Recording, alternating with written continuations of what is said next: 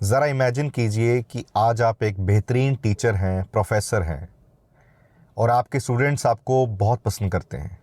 धीरे धीरे आपका करियर ऐसा बना कि आप भारत जैसे देश के राष्ट्रपति बन गए और आज आपका बर्थडे आया और आपके स्टूडेंट्स आपको ऑनर देना चाहते हैं, आज के दिन को एज ए प्रेसिडेंट्स बर्थडे मनाना चाहते हैं।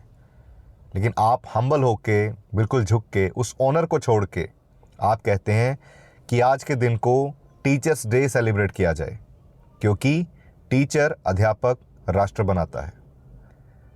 इतना हम्बल, इतना डाउन टू अर्थ कोई हो सकता है? हैरान हैं आप?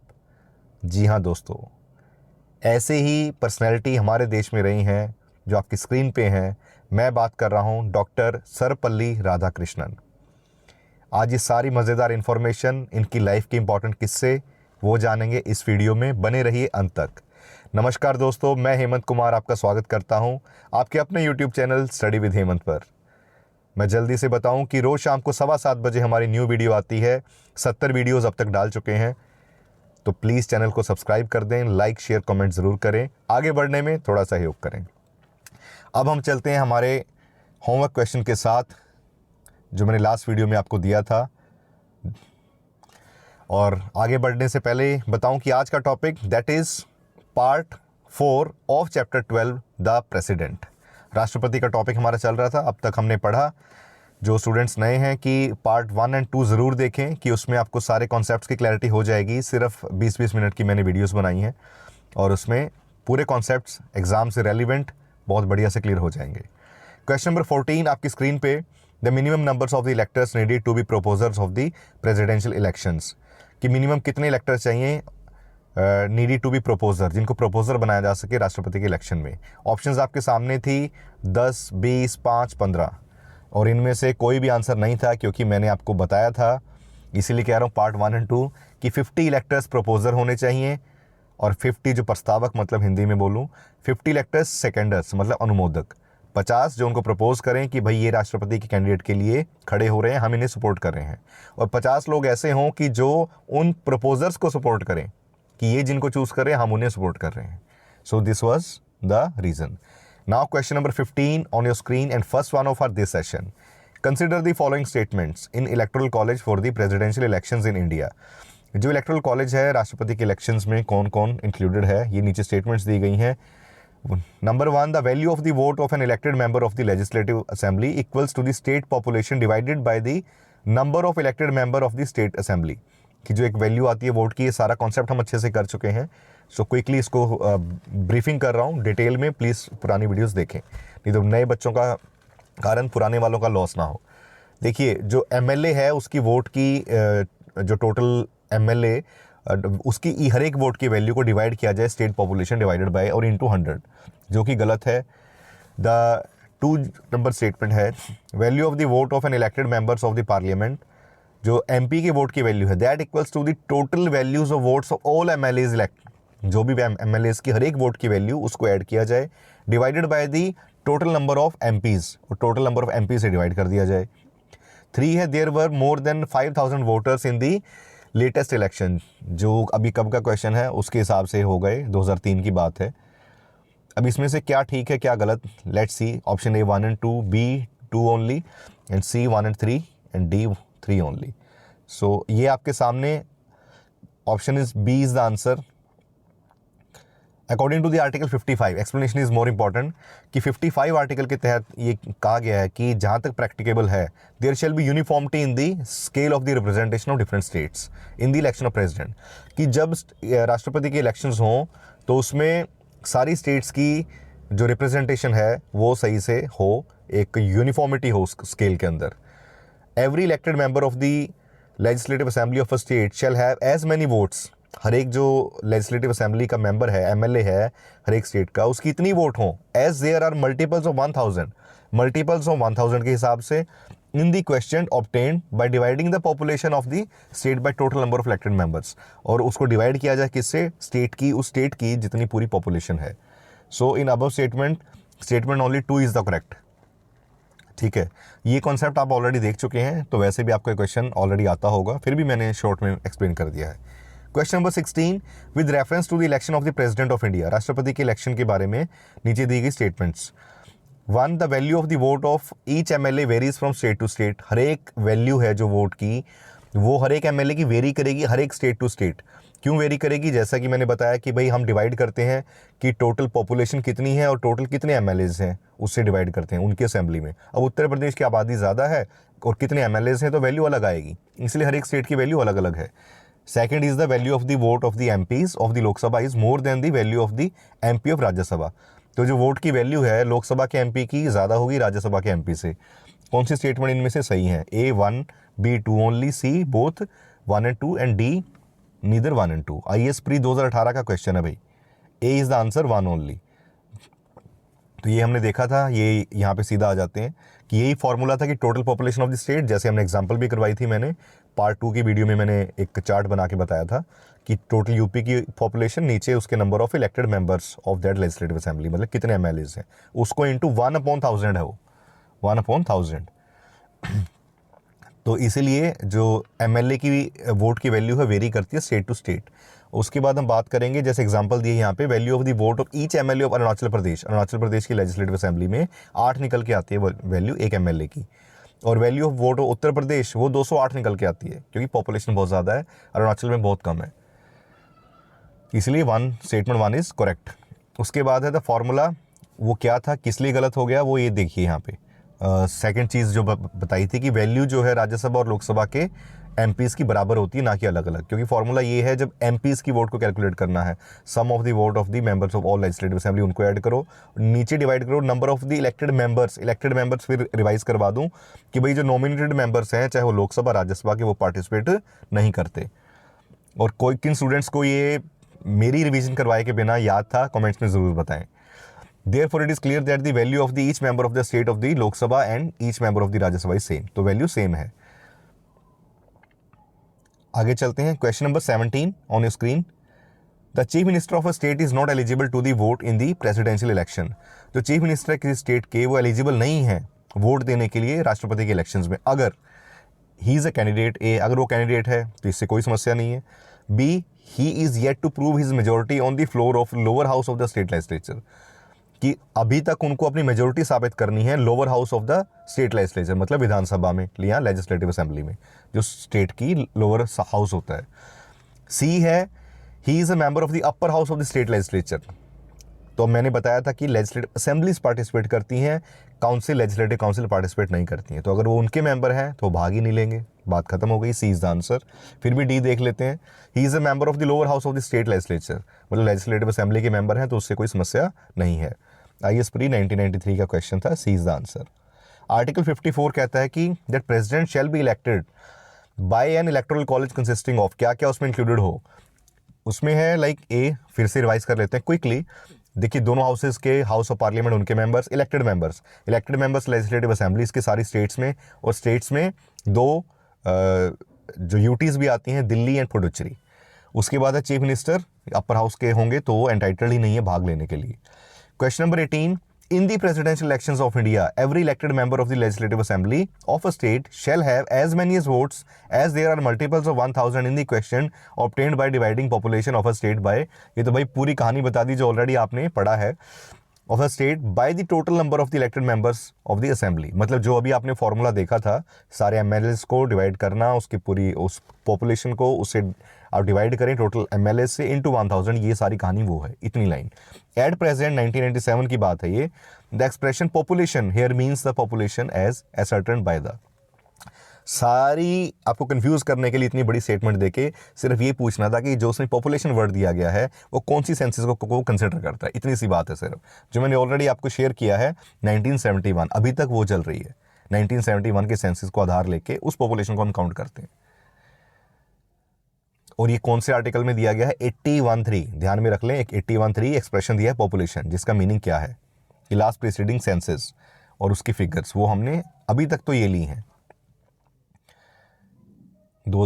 और उसके बाद देखिए आगे, question number 19, which of the following is not an essential qualification for the candidature of the president. इस क्वेश्चन के बाद हम डॉक्टर सर्वपल्ली राधाकृष्णन की वो मज़ेदार जानकारी जानेंगे। विच ऑफ द फॉलोइंग, कौन सा इसमें से असेंशियल क्वालिफिकेशन नहीं है राष्ट्रपति बनने के लिए? ए कंप्लीशन ऑफ 35 ईयर्स, भाई 35 साल के होने चाहिए, बिल्कुल हमने पढ़ा था। बी एजुकेटेड, एजुकेटेड होने चाहिए, एजुकेशन की कोई डेफिनेशन, कितनी क्वालिफिकेशन क्या? C qualified for the election as the member of the house of people, Lok Sabha के जो मेंबर बनने के लिए क्वालिफिकेशन चाहिए वो उनकी क्वालिफिकेशन होनी चाहिए, ये बिल्कुल सही पॉइंट है, हमने पढ़ा था। D citizen of India, Bharat के नागरिक होने चाहिए, भाई कोई पाकिस्तान का बंदा या ठहरने आया हो या कैनेडियन आया हो वो यहाँ नहीं बन पाएगा, सिटीजन ऑफ इंडिया चाहिए भाई। सो आंसर इज ऑलरेडी बिल्कुल एजुकेशन। थोड़ा सा बच्चे इस चीज़ के ऊपर बहुत सरप्राइज होते हैं कि भाई एक क्लर्क बनने के लिए, बैंक में क्लर्क बनना है तो भी आपको मिनिमम ग्रेजुएशन चाहिए, और राष्ट्रपति बनने के लिए एजुकेटेड होना कोई एक कंपलसरी गाइडलाइन नहीं है। सो ये थोड़ा सा मतलब आयरनी है हमारी कंट्री के अंदर, ये होना चाहिए कि मिनिमम क्वालिफिकेशन। आपकी क्या राय है मुझे कमेंट्स में बताएं कि पॉलिटिशियंस क्वालिफाइड होने चाहिए इतनी बड़ी पोस्ट पे जाने के लिए, और जो उनके अंडर काम करेंगे टॉप रैंक पे जाके भी, एक आईएएस जब अपने टॉप प्रमोशन पे पहुंचता है तो तब जाके वो बनते हैं कैबिनेट सेक्रेटरी, और वो समझिए कि इतनी पढ़ाई करके, ऐसा एग्ज़ाम निकाल के, इतने सालों बाद सर्विस दे के तो वो कैबिनेट सेक्रेटरी बनते हैं, और वो एडवाइस देते हैं राष्ट्रपति को, पीएम को इम्पोर्टेंट मसलों पे, और जिनको सलाह दे रहे हैं उनके लिए एजुकेशन कंपलसरी नहीं है। So is it fair or not? Mention your comments. Article 51 Indian constitution enumerated qualification दी गई है कि क्या क्या है। सिटीजन ऑफ इंडिया, कोई भी बंदा भारत का नागरिक हो, 35 साल की एज हो, और जो मैंने बताया था हाउस ऑफ पीपल लोकसभा के लिए क्वालिफाई करता हो। अब चलते हैं हमारी उस मज़ेदार इन्फॉर्मेशन पे। इसके मैं दो पहलू दिखाऊंगा आपको। पहले हम चलते हैं, ये मैंने कुछ आपके लिए ये बनाया था कि एग्ज़ाम ओरिएंटेड क्या है डॉक्टर सर्वपल्ली राधाकृष्णन के लिए। देखिए मेंस के लिए एक ये भी तैयार हो रहा है आपका कि इंपॉर्टेंट पॉइंट किसी पर्सनैलिटी के ऊपर आता है कि राइट द 200 वर्ड्स, तो सर्वपल्ली राधाकृष्णन एक इंपॉर्टेंट पर्सनैलिटीज़ है। और किसी एग्ज़ाम में टीचर्स डे के ऊपर कि वाई डी सेलिब्रेटेड, क्या वैल्यूज़, उसके भी कुछ पॉइंट्स बनाए हैं यहाँ पे मैंने, वो दिखाता हूँ आपको। ये शॉर्ट में है कि सेकंड प्रेसिडेंट थे इंडिया के सर्वपल्ली राधाकृष्णन, और one of the most respected philosophers थे, और एजुकेशनिस्ट एंड जो statesman of the modern India, statesman थे मॉडर्न इंडिया के। और उनकी जो लाइफ थी वो बहुत ब्यूटीफुली कनेक्टेड थी एजुकेशन, एथिक्स, कॉन्स्टिट्यूशनल वैल्यूज़, मतलब शिक्षा के साथ एथिक्स जो उनकी वैल्यूज़ हैं उनके साथ, जो संवैधानिक वैल्यू हैं कॉन्स्टिट्यूशन में दी गई वैल्यूज़। सो इसीलिए ये इनको बहुत हाईली रेलिवेंट बना देता है सिविल सर्विस एग्जामिनेशन के लिए, चाहे वो पीसीएस है, आईएएस है, और भी बहुत सारे जो ऑफिसर रैंक के एग्ज़ाम आते हैं तो उनकी रिटर्न एग्ज़ाम के अंदर कोई प्रेस राइटिंग आ गई इनके ऊपर, या जस्ट लाइक दैट ऐसे आ गया कोई ना कोई। So that is important part. Next is ये कॉन्स्टिट्यूशनल, जो की कॉन्स्टिट्यूशनल बायोग्राफिकल फैक्ट्स हैं कि 5 सितंबर 1888 को ये पैदा हुए तिरुतनी मद्रास प्रेसिडेंसी में, जो अभी तमिलनाडु है, और इनकी डेथ कब हुई? 17 अप्रैल 1975। सेकंड प्रेसिडेंट थे इंडिया के 1962 से लेकर 67 तक, ये टर्म थी उनकी 1962 टू 1967। एक इंपॉर्टेंट चीज़ और, फर्स्ट वाइस प्रेसिडेंट भी रहे हैं भाई, 2 टेन्योर लगा 10 साल, 1952 से 1962 तक, पहले उपराष्ट्रपति फिर राष्ट्रपति, तो सीक्वेंस भी याद रहेगा, 1952 से 62 तक वाइस प्रेसिडेंट, उसके बाद अगले 5 साल 62 टू 67 प्रेसिडेंट। प्रोफेशन इनका फिलोसफर थे, दार्शनिक थे ज़बरदस्त, एजुकेशनिस्ट और डिप्लोमेट ज़बरदस्त कि जब फॉरेन के साथ, क्योंकि ये रशिया के लिए डिप्लोमेट भी रहे, Indian ambassador to the Russia, Soviet Union उस टाइम पे था जो यूएसएसआर, और recipient of the Bharat Ratna highest civilian award of the India, वो भी मिला है इन्हें 1954। तो कितनी इंपॉर्टेंट चीज़ें पता लगी आपको। The famous teachers day incident, वो प्रीलिम्स प्लस एथिक्स का ये जो मैंने बताया आपको, जो एक्सप्लेन किया था, कि ये देखिए आपकी स्क्रीन पे है कि जब उनके स्टूडेंट्स ने बर्थडे को सेलिब्रेट करना चाहा तो उन्होंने पोलाइटली ये सजेस्ट किया कि मेरे बर्थडे को एज ए प्रेसिडेंट डे की बजाय या प्रेसिडेंट्स बर्थडे की बजाय आप इसको सेलिब्रेट करें teachers day. So this reflects the value of the humility, कि एकदम डाउन टू अर्थ है, रिस्पेक्ट फॉर द टीचर्स थी उनके मन में, and the nation building through the education, कि टीचर को इतनी रिस्पेक्ट मिले, वो भी अंदर से मोटिवेटेड होकर बच्चों को और बेहतर पढ़ाएं, अपनी सर्विसेज दें। और ये इंसिडेंट क्यों इंपॉर्टेंट एग्जाम के लिए, frequently asked in the prelims as a factual question, कि आता है टीचर्स डे कब है, नेशनल टीचर्स डे 5 सितंबर। एथिक्स का पेपर जो GS4 आता है आपका, to explain the humility and value based leadership, ठीक है, कि वैल्यू बेस्ड लीडरशिप क्या है, ह्यूमिलिटी क्या है, तो आप इनके एग्जांपल कोट कर सकते हैं। Relevant for the essay topics on the education, teachers and nation building, इसके ऊपर आप, ये रेलिवेंट टॉपिक है, इनकी स्टोरी एक्सप्लेन कर सकते हैं साथ में।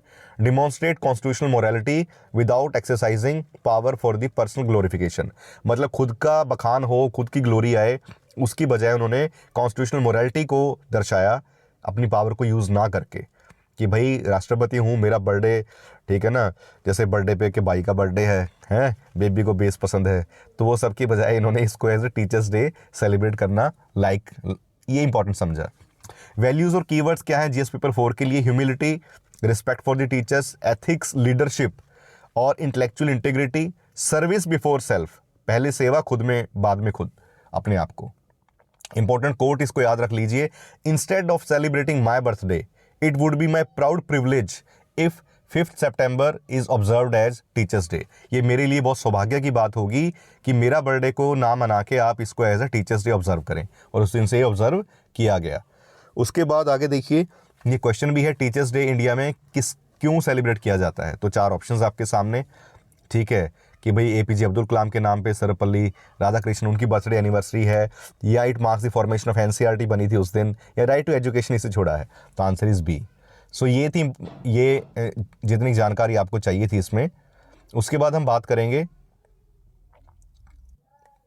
इसके अलावा थोड़े से कुछ और इम्पॉर्टेंट फैक्ट्स भी दिखा दूं मैं, क्योंकि ये काफ़ी इंपॉर्टेंट है, दैट्स व्हाई आई डिसाइडेड। अब ये मैंने कुछ और पॉइंट्स निकाले थे इनके, डॉक्टर सर्वपल्ली राधाकृष्णन, ये तो मैंने आपको कवर करवा ही दिया। टीचर्स डे सेलिब्रेट किया और इसको भारत रत्न मिला, बर्थडे बैकग्राउंड होगी इनकी। क्विकली फटाफट एक बार निगाह मार लेते हैं, एग्जाम में जैसे एक सिंगल निगाह भी हो तब भी बहुत इंपॉर्टेंट है, स्क्रीनशॉट आप ले सकते हैं। डिस्टिंग्विश प्रोफेसर थे यूनिवर्सिटी ऑफ मैसूर और यूनिवर्सिटी ऑफ कैलकाटा के अंदर। आप सोचिए ऐसी यूनिवर्सिटीज़ में प्रोफेसर होना ऑलरेडी कितनी बड़ी पोस्ट है। और prestigious Spalding professor of the eastern religions and ethics chair at the university of Oxford. University of Oxford में भी ये पद था इनके पास। Served as the vice chancellor भी रहे हैं Andhra university, top most post of a university, vice chancellor 1931 से 1936 तक। Banaras Hindu university, one of the prestigious university, BHU 1939 से 1948 तक उनके भी वाइस चांसलर रहे हैं। फिलोसफिकल वर्क क्या क्या किया इन्होंने? नोन फॉर इंटरप्रेटिंग हिंदुइज्म को बहुत बढ़िया से डिकोड किया इन्होंने टू द वेस्ट, मतलब हिंदू धर्म को उनकी इतनी ज़बरदस्त जो डीप नॉलेज थी उसको ये लेके गए वेस्ट तक, वेस्टर्न कंट्रीज़ तक। And defending it against criticism, जैसे आज बहुत सारे मतलब लोग हैं जो बेसलेस हो के क्रिटिसिज्म करना शुरू कर देते हैं, ठीक है, कि जैसे फॉर एग्जांपल दे रहा हूँ कि तुलसी को पूछते हैं जी हिंदू, पौधा ही तो है और पौधे भी हैं, सिर्फ उसकी मेडिसिनल वैल्यूज़ किस लेवल की हैं, उसके अंदर लेड है कि हम उसको दांत से नहीं चबाते, धर्म से कहते हैं कि उसको दांत के नीचे ना रखें तो पाप लगेगा, जबकि वो कितनी ज़बरदस्त ऑक्सीडेंट्स हैं उसके अंदर, कितनी ज़्यादा मेडिसिनल वैल्यूज़ हैं आपको एंटी बैक्टीरियल एंटी फंगस से बचाने के लिए। इसीलिए हम उसको दिल से पूछते हैं। हमारे धर्म में जो कुछ जुड़ा हुआ है सब कुछ बहुत लॉजिकल है and we are proud of that. और I am also as a teacher, as a YouTuber, I am a secular person. मेरे सब दोस्त अलग अलग कम्युनिटी से हैं, सरदार दोस्त मेरे बहुत सारे हैं भाई, ठीक है, अलग अलग कम्युनिटी, अलग अलग कास्ट से मेरे दोस्त हैं, मुस्लिम भी मेरे फ्रेंड्स हैं, लेकिन as a individual I am Hindu and I am proud of that. आप भी दिल से बोलें अगर आप अपने धर्म के लिए प्राउड फील करते हैं, उसको लॉजिकली सर्वपल्ली राधाकृष्णन की तरह डिफेंड कर सकें लॉजिक्स के साथ। उसके पहले आपको एम्पावर्ड होना पड़ेगा नॉलेज के साथ, वो शस्त्र है नॉलेज आपका, ठीक है। आगे चलिए, he authored the major works including Indian philosophy 1923, ठीक है, और ऑथर्ड की उसने मेजर वर्क्स हैं, उसमें इंडियन फिलोसफी 1923 में, an idealist view of life 1932 में, eastern religions and western thought, ये ज़बरदस्त लिखी उन्होंने 1939 में। आगे चलते हैं इनके बारे में, पॉलिटिकल करियर जो मैंने बता दिया था कि इन्होंने वाइस प्रेसिडेंट और प्रेसिडेंट ऑलरेडी सर्व किया। आगे चलते हैं, इंडिया के एम्बेसडर रहे हैं to the Soviet Union 1949 to 1952 and led the Indian delegation to the UNESCO 1946 से 1952। यूनेस्को के डेलीगेशन को भी इन्होंने लीड किया इतने साल, ठीक है, पूरे वर्ल्ड में इंडिया को रिप्रेजेंट किया भाई। और उसके बाद चेयरमैन रहे यूनेस्को के एग्जीक्यूटिव बोर्ड के, सोचिए आप, यूनेस्को, ठीक है, education scientific cultural organization united nations की, 1948 में उसके चेयरमैन रहे हैं। Awards and honours, Bharat Ratna मिला, हाईएस्ट सिविलियन अवार्ड मिला इन्हें। Knighthood by king George V ने दिया 1931 में, जो इन्होंने त्याग दिया बाद में, in India become a republic, कि भाई चाहे इंग्लैंड ने दिया, आज इंग्लैंड की पीआर लेने के लिए हमारे भाई मर रहे हैं, किसी तरह वहाँ पे पक्के हो जाए हम। यहाँ पे डोंकी लगा लगा के जाते हैं पंजाब से, और इन्होंने सबसे हाईएस्ट उपाधि किंग से मिली हुई वो छोड़ दी, त्याग दी। ऐसे ही नहीं कोई कुछ बनता है, कुछ आप में कुछ बात है और कुछ आप में दमखम है कुछ सेक्रीफाइस करने का, पर्सनल गेन्स को छोड़ के। सो लाइफ कहीं ना कहीं ज़रूर लेके जाएगी मेरे दोस्तों, ठीक है। तो स्टूडेंट्स को स्पेशली मैं कहूँगा कि एक छोटे मोटे एग्ज़ाम क्लियर होने ना होने से अपने आप को कभी अंडर एस्टिमेट ना करें। लाइफ बहुत बड़ी है, आप में दिल से वो डेडिकेशन है, अब्दुल कलाम साहब की तरह, सर्वपल्ली राधाकृष्णन की तरह आप कुछ कर गुजर जाएंगे लाइफ में, ये मेरी गारंटी है। आगे चलिए। Nominated 27 times for the Nobel prize, 27 बार नॉमिनेशन मिली है भाई, नॉमिनेटेड नोबेल प्राइज़ के लिए। 16 बार for literature, 11 times for peace, 2 अलग अलग कैटेगरीज में। It is seriously a gem person. Received the Templeton prize in 1975 for promoting non violence, अहिंसा और स्पिरिचुअल वैल्यूज़ को बढ़ावा देने के लिए। भारत की जो कल्चर कि हम किसी को ना कन्वर्ट करने के लिए जोर मारते हैं, ना किसी पे अटैक करते हैं, बट डिफेंड करना भी जानते हैं। टीचर्स डे का ओरिजिन जब इन्होंने रिक्वेस्ट किया, ये सारा कुछ आप पढ़ चुके हैं। So that's all for the Sarvepalli Radhakrishnan. दोस्तों कैसी लगी ये सारी मज़ेदार इन्फॉर्मेशन, आज डिटेल में बताई है मैंने, क्योंकि एग्ज़ाम से रेलिवेंट भी बहुत ज़्यादा है, ये बहुत ज़्यादा रेलिवेंट है, प्रीवियस ईयर्स में आ चुका है ये। सो अगर सच में अच्छी लगी तो भाई कमेंट करके मेरी हौसला अफजाई भी करें। आई am also a human being of the flash and blood, जिसको आपकी मोटिवेशन बहुत ज़्यादा चाहिए आगे बढ़ने के लिए और बेहतर करने के लिए। Next is question number 20। Consider the following statements about the president of India. राष्ट्रपति के बारे में स्टेटमेंट्स हैं। ही should B citizen of India by birth. Citizenship का चैप्टर जरूर देख लें, उसकी वीडियोस 3 वीडियोस में सब कवर करवाया है, 3 से 4 आई थिंक। उसमें सिटीजनशिप इंडिया में किस किस प्रकार से मिल सकती है, कैसी सिटीजनशिप आपकी जा सकती है, सब मैंने एक्सप्लेन किया है। तो यहाँ पे है बाय बर्थ, सिटीजन भी अलग अलग टाइप की है। So 2, he should have completed the age of 35, 35 साल की एज उनकी पूरी होनी चाहिए। He should be qualified for the election as a member of the parliament, as a member of parliament वो क्वालिफाई करने चाहिए। सो ये 3 statement and only 2 is correct. Reason 35 साल की एज, इसीलिए अगर आपको पता होगा सिटीजनशिप अलग अलग प्रकार से है, तो आप ये देखिए ही सिटीजन ऑफ इंडिया टिक लगा देंगे, सही आंसर, ठीक है। तो गलत हो जाएगा, बाय बर्थ लिख दिया इसलिए गलत होगी स्टेटमेंट। और थर्ड वाली लोअर हाउस के लिए बोला गया, लोकसभा के लिए, ना कि पूरे पार्लियामेंट के लिए। पार्लियामेंट में अपर हाउस भी आ गया। 58(1) के अंदर ये दिया गया है कि उनकी क्वालिफिकेशन क्या बनती है राष्ट्रपति बनने के लिए। ये सारी आपके सामने हम मल्टीपल टाइम्स कर चुके हैं। अब आगे चलते हैं। Question number 21। A member of the parliament और अ स्टेट लेजिस्लेचर, एक एमपी या स्टेट लेजिस्लेचर का member, MLA, can be elected as president, but हो सकता है राष्ट्रपति बन सकता है, लेकिन क्या करना पड़ेगा। A, he will have to resign from his seat before contesting the election. Election लड़ने से पहले ही उनको अपनी सीट छोड़नी पड़ेगी। क्या ऐसा है? He will have to relinquish his seat within 6 months of his election. जब उनके इलेक्शन हो गए 6 महीने के अंदर अंदर उनको सीट त्यागनी पड़ेगी। क्या ऐसा है? C, he will have to relinquish his seat as soon as he is elected. जैसे ही वो चुने गए, इलेक्ट हो गए, राष्ट्रपति बन गए, उनको अपनी सीट त्यागनी पड़ेगी। D, a MP can contest but N MLA, ठीक है। ये भी गलत है कि एमएलए भी लड़ सकता है, एमपी भी लड़ सकता है, दोनों। और ये स्टेटमेंट आगे पूरी नहीं की इन्होंने, कांट होना चाहिए था आगे, एमएलए कांट। तो आंसर इज सी, जैसे वो इलेक्ट हो गए 59(1) ये कहता है कि राष्ट्रपति shall not be member of either house of parliament or house of legislature of any state and if a member of either house of parliament. ना तो होना चाहिए जब वो राष्ट्रपति बन गए हैं, और अगर वो हैं तो उनको इमीडिएटली अपना सीट छोड़ देनी चाहिए जैसे ही the day he enters upon the office as president. I hope I am very much clear. Next is question number 22। Which article of the Indian Constitution prescribes eligibility conditions? क्या eligibility condition for re-election to the post of President of India? एक बार आप राष्ट्रपति बन गए, आपके मन में और कुछ कर गुजरने की इच्छा है देश के लिए, या पर्सनल एम्बिशन भी है, दोबारा बनना चाहते हैं, री-इलेक्ट होना चाहते हैं, फिर आप खड़े हो गए, तो क्या कहता है, कौन सा आर्टिकल है भाई इसके लिए? That is A52, B54, C55, D57 and answer is D 57 on your screen. Article 57 describe करता है eligibility for the re-election of the post of president of India. ये क्या कहता है?